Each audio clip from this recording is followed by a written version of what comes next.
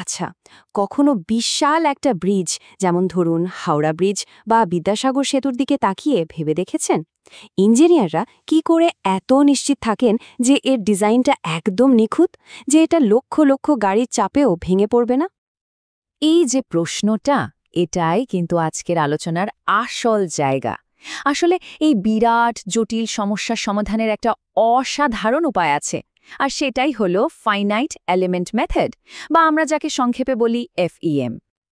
দেখুন, আসল কৌশলটা হলো পুরো ব্রিজটাকে একবারে বোঝার চেষ্টা না করে তাকে ছোট ছোট সহজ সরল অংশে ভেঙে ফেলা, অনেকটা স্মার্ট লেগো ব্লকের মতো, বুঝলেন?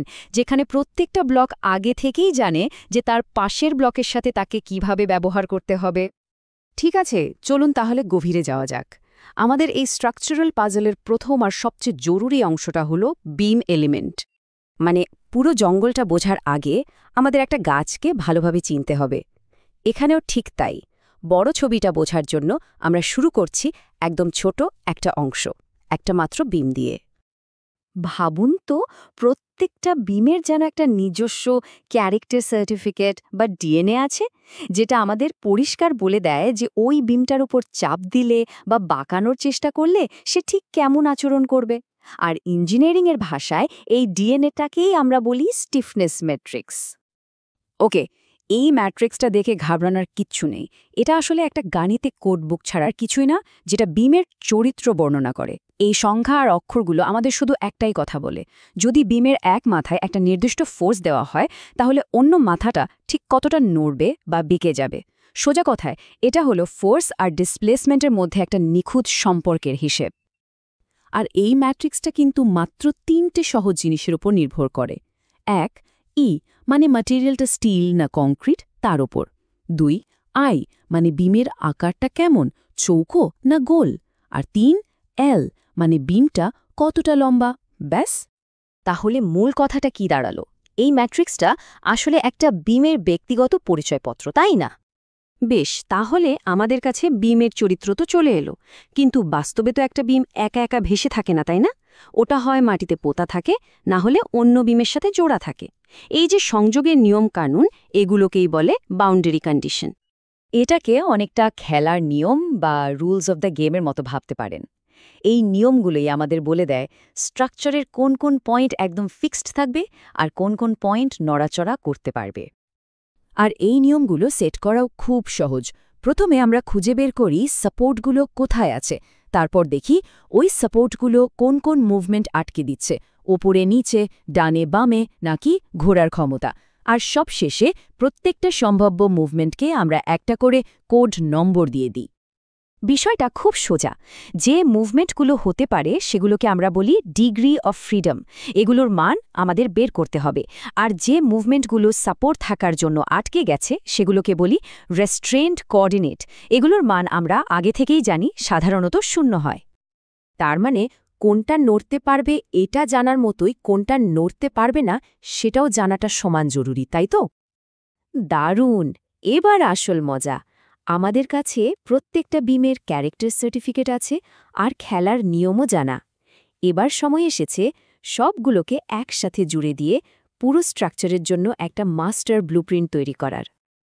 এই মাস্টার ব্লুপ্রিন্টটাকেই আমরা বলি গ্লোবাল স্ট্রাকচার স্টিফনেস ম্যাট্রিক্স, যাকে আমরা বড় হাতের এস দিয়ে লিখি। আর এটা আর কিছুই না, প্রত্যেকটা ছোট ছোট বিমের স্টিফনেস ম্যাট্রিক্স বা কে একসাথে জুড়ে দিয়ে তৈরি হয়। কিন্তু হাজার হাজার ছোট ছোট অংশকে জুড়ব কি করে? এখানেই কোড নম্বরগুলো ম্যাজিকের মতো কাজ করে। এই কোড নম্বরগুলো আসলে একটা অ্যাড্রেস সিস্টেম। প্রত্যেকটা বিমের ম্যাট্রিক্সের ছোট ছোট মানগুলো তাদের কোড নম্বর দেখে পুরো স্ট্রাকচারের বড় ম্যাট্রিক্সে ঠিক সঠিক জায়গায় গিয়ে বসে যায়। আর এভাবেই তৈরি হয় আমাদের মাস্টার ব্লুপ্রিন্ট। আর এই সব কিছুর শেষে আমরা পাই আমাদের মাস্টার ইকুয়েশনটা, S × D = P। এখানে S হলো আমাদের বানানো স্ট্রাকচারের ব্লুপ্রিন্ট, যেটা আমরা জানি। P হলো বাইরে থেকে আসা লোড, সেটাও আমরা জানি। আর D হলো ডিসপ্লেসমেন্ট বা সরণ, যেটা আমাদের অজানা। ব্যাস, এই সহজ সমীকরণটা সমাধান করলেই আমরা D এর মান পেয়ে যাই। ভেবে দেখুন, এই কোড নাম্বার সিস্টেমটা না থাকলে কি কম্পিউটার এত সহজে আর দ্রুত এই বিশাল হিসেবটা করতে পারত? তাহলে এতক্ষণ ধরে আমরা যা শিখলাম সেটা আসলে একজন ইঞ্জিনিয়ারের জন্য একটা সুপার পাওয়ারের মতো। চলুন এক নজরে পুরো ব্যাপারটা আরেকবার দেখে নেওয়া যাক। পুরো প্রক্রিয়াটা আসলে 5টা সহজ ধাপ। প্রথমে স্ট্রাকচারকে ছোট ছোট এলিমেন্টে ভাঙা। 2. প্রত্যেকটার স্টিফনেস ম্যাট্রিক্স কে বের করা। 3. সব কে জুড়ে গ্লোবাল ম্যাট্রিক্স এস বানানো।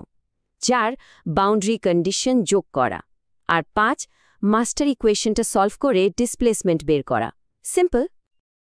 আর হ্যাঁ, স্টিফনেসের মূল 3টে জিনিস ই, আই আর এল মনে রাখার জন্য একটা সহজ লাইন মনে রাখতে পারেন। ইঞ্জিনিয়াররা ইন্সপেক্ট করে লেংথ।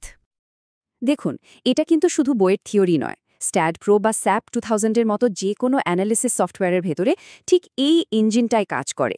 এই মূল ব্যাপারটা বুঝতে পারা মানে শুধু সফটওয়্যার চালানো নয়, বরং একজন সত্যিকারের ডিজাইন ইঞ্জিনিয়ার হয়ে ওঠা, যে জানে সফটওয়্যারের ভেতরে ঠিক কী হচ্ছে।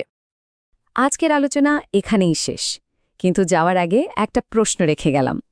ভবিষ্যতের ডিজাইন যখন আরও জটিল হবে, যখন নতুন নতুন মেটেরিয়াল আসবে, তখন এই ছোট ছোট বিল্ডিং ব্লকের ফান্ডামেন্টাল জ্ঞানটা কিভাবে আমাদের নতুন কিছু আবিষ্কার করার চাবিকাঠি হয়ে উঠবে ভেবে দেখবেন।